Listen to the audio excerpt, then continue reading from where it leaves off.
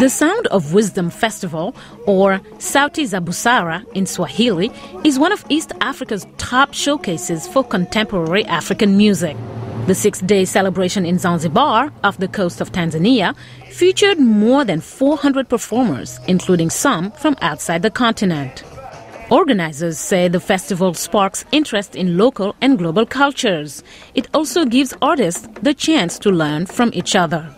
Frederica Boswell is a spokeswoman for the festival. Sauti za Busara was set up to showcase East African music and certainly has done that. People come visit from Kenya, Uganda and as far afield as America, Australia. South African musician Thandiswa Mazwe was a highlight of the festival. Every time they showed me an African on TV, it was something negative, and so I wanted to kind of turn that over and give people in my generation something positive to find and something to be proud of about being an African. There was a rich and vibrant mix of musical styles at the festival.